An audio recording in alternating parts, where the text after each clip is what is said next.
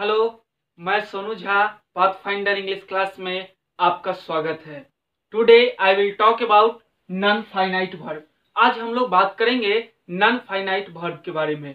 Non finite verb क्या होता है, उससे पहले मैं आपसे कहता हूँ to play is a good exercise, और यहीं पर मैं दूसरा बोलता हूँ playing is a good exercise. अब यहाँ पर देखिए, to play is a good exercise और playing is a good exercise. खेलना एक अच्छा व्यायाम है। अब जब मैंने बात किया कि खेलना एक अच्छा व्यायाम है, तो दोनों का हिंदी सेम है, बट एक जगह आपने यूज किया to play is a good exercise, दूसरी जगह यूज किया playing is a good exercise. क्यों? क्या दोनों सेंटेंस सही है? तो मैं बता देता हूं आपका दोनों सेंटेंस करेक्ट, लेकिन कब करेक्ट है यह बात हमको कैसे पता लगेगी कि सर टू प्ले कब होता है, प्लेइंग कब होता है, और इस दोनों का मतलब क्या है। अगर मैं आपसे कहूं कि टू प्ले और प्लेइंग यहां पर एक वर्ब नहीं नाउन है, तो क्या आपके अंदर क्वेश्चन उठेगा कि ये नाउन कैसे है? तो चलिए देखते हैं कि नाउन कैसे है। तो इसके लिए आपको यह पता होना चाहिए कि वर्ब के दो प्रकार होते हैं, एक फाइनाइट वर्ब, दूसरा non finite verb. Finite verb वैसे वर्ब को कहते हैं जो टेंस, सब्जेक्ट, नंबर, पर्सन के अकॉर्डिंग टू अपने फॉर्म को बदल लेता है। नॉन फाइनाइट वर्ब वैसे वर्ब को कहते हैं जो टेंस, वॉइस, नंबर, पर्सन के अकॉर्डिंग टू अपने फॉर्म को नहीं बदलता है। जैसे कि मैं एग्जांपल से आपको बताता हूं, I want to play cricket, और दूसरा एग्जांपल लेता हूं, he wants to play cricket. यहां पर देखिए वांट बदल गया वांट्स में, लेकिन प्ले नहीं बदला है। इसका मतलब यह है कि वांट जो है एक फाइनाइट वर्ब है, जबकि प्ले नॉन फाइनाइट वर्ब है। जब कोई फॉर्म नहीं बदलेगा किसी टेंस, नंबर या पर्सन के अकॉर्डिंग टू, वह कहलाता है नॉन फाइनाइट वर्ब। तो चलिए अब हम लोग को यह समझ में आ गया कि फाइनाइट वर्ब क्या है और नॉन फाइनाइट वर्ब क्या है। अगर आपने फाइनाइट वर्ब की वीडियो नहीं देखी है तो मैंने पिछले वीडियो में जिक्र किया है, आप पहले वर्ब फॉर्म के बारे में देख लीजिए, उसमें मैंने फाइनाइट वर्ब के बारे में बात की है। आज हम लोग नॉन फाइनाइट वर्ब की ओर बढ़ते हैं, तो चलिए देखते हैं। ये नॉन फाइनाइट वर्ब पढ़ते हैं। There are 3 types of non finite verb. Non finite verb के मुख्यतः 3 प्रकार होते हैं। फर्स्ट प्रकार इन्फिनिटिव, जेरंड और पार्टिसिपल। अब क्वेश्चन उठता है कि इन्फिनिटिव क्या होता है।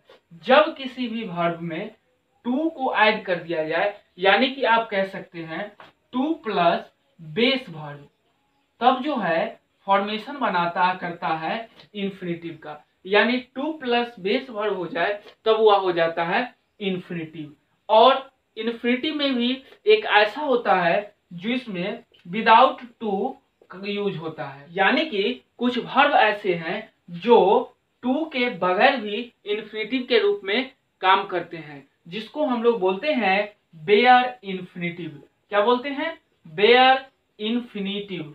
अब हमारा बेयर इन्फिनिटिव यानी कि जिस वर्ब के पहले टू न लगे तब भी वह इन्फिनिटिव के तौर पे काम करेगा, वैसे वर्ब को हम बोलते हैं बेयर इन्फिनिटिव।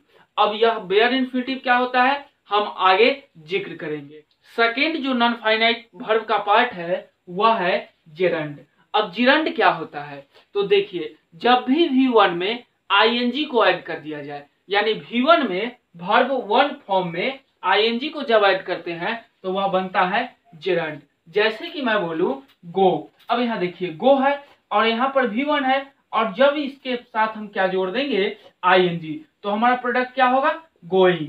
अब देखिए यहाँ पर गोइंग जो है वह जेरंड के तौर पे काम करता है, लेकिन जेरंड होता क्या है? मेन वर्ब नहीं, जेरंड जब जो है कोई वर्ब में आप ing को ऐड करते हैं और वह वर्ब नाउन की तरह काम करने लगे या किसी सेंटेंस में सब्जेक्ट या ऑब्जेक्ट की तरह काम करने लगे, तब वह जेरंड कहलाता है। जैसे कि मैं बोलूं कि बार्किंग डॉग सेल्डम बाइट, यानी भौंकता हुआ कुत्ता कभी काटता नहीं है। तो यहाँ पर बार्किंग जो वर्ड है उसमें देखिए आईएनजी ऐड हुआ है, यहाँ पर वह जिरंड की तरह वर्क कर रहा है। हालांकि क्या होता है इसको भी आगे देखेंगे।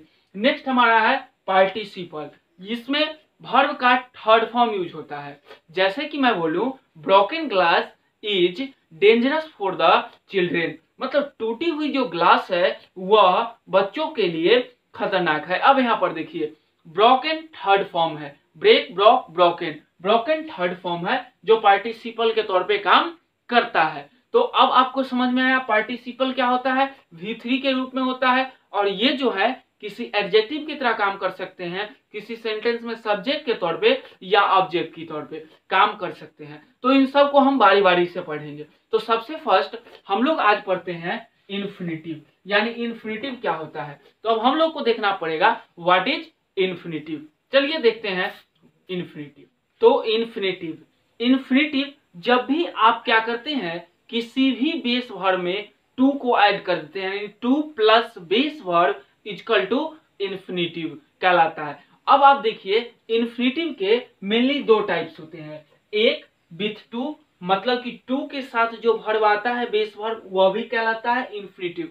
दूसरा जो टाइप है बेयर इन्फिनिटिव। बेयर इन्फिनिटिव वैसे इन्फिनिटिव को कहते हैं जिसमें टू का प्रयोग न हो, विदाउट टू हो। जैसे कि आप एग्जांपल से देखिए लेट मी गो, अब यहाँ पर मुझे जाने दो, गो से पहले टू नहीं लगा, लेकिन यहाँ पर गो जो है इन्फिनिटिव के तौर पे काम करता है। और कौन सी इन्फिनिटिव, बेयर इन्फिनिटिव। नेक्स्ट है यू शुड प्ले, यहाँ पर तुम्हें खेलना चाहिए। अब यहाँ पर प्ले तो है एक इन्फिनिटिव के तौर पे काम कर रहा है, बेयर इन्फिनिटिव के तौर पे, लेकिन इसके पहले टू नहीं लगा है। तो जब विदाउट टू कोई बेस वर्ब आता है तो तब जो है वह बेयर इन्फिनिटिव कहलाता है। लेकिन अब आपके माइंड में एक क्वेश्चन उठ गया होगा कि सर हम विथ टू के साथ कब यूज करेंगे और बेयर इन्फिनिटिव का प्रयोग कहाँ करेंगे। तो इसके लिए आपको अब देखना पड़ेगा बेयर इन्फिनिटिव। तो चलिए हम बेयर इन्फिनिटिव के कुछ रूल्स लिखते हैं। आप रूल हमारा फर्स्ट कहता है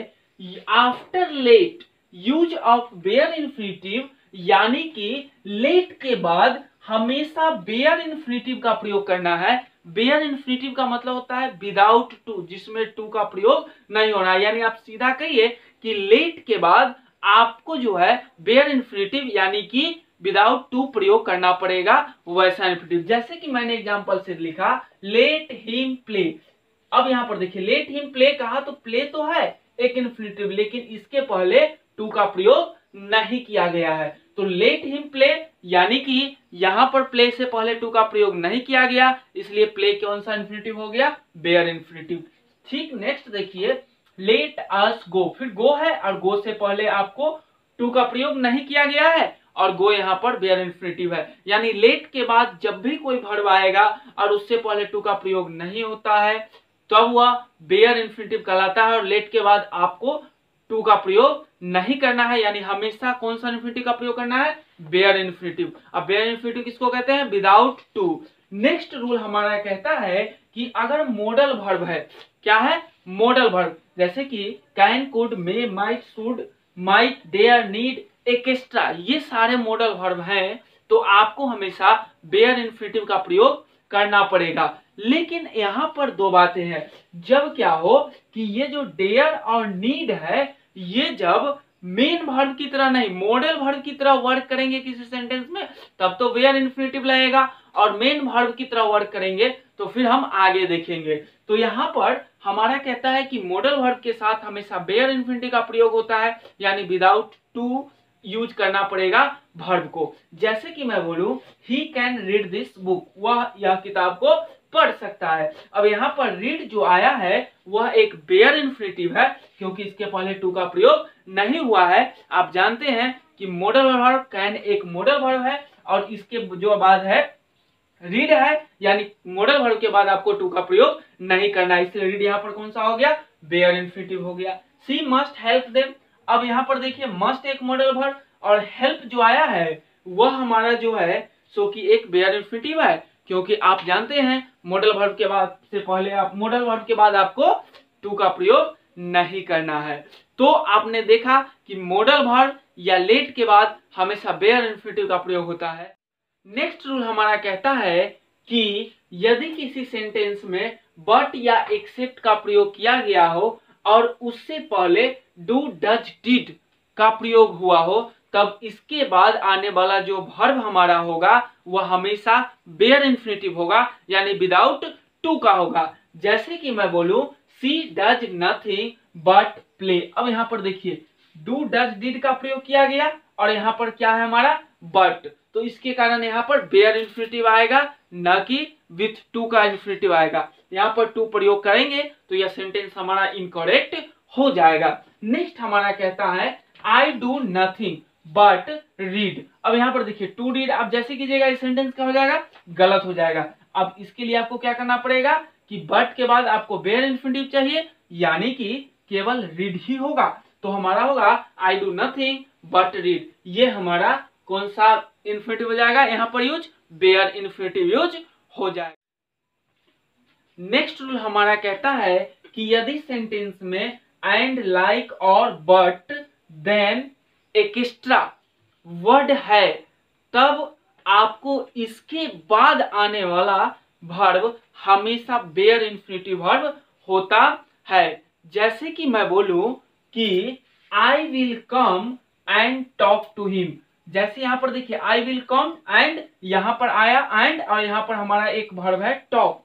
तो ये जो टॉक है यह हमेशा V1 फॉर्म में होगा और हमेशा बेयर इन्फिनिटिव होगा। इसके पहले अगर टू लगाते हैं तो ये सेंटेंस क्या हो जाएगा, इनकरेक्ट, यानी कि आप टॉक को किसी दूसरे फॉर्म में नहीं बदल सकते हैं और यहाँ पर यह बेयर इन्फिनिटिव के तौर पे वर्क करेगा। अब हमारा नेक्स्ट सेंटेंस कहता है सी कैन टीच और टू बीट आकाश, मतलब वह पढ़ा सकती है या आकाश को पीट सकती है। अब यहाँ पर जो बात उठती है वो क्या कि हमारा और है यहाँ पर, और के बाद जो हमारा बीट आया है और बीट से पहले यूज क्या हुआ है, टू का यूज किया गया है विथ टू वाले इन्फिनिटिव के साथ।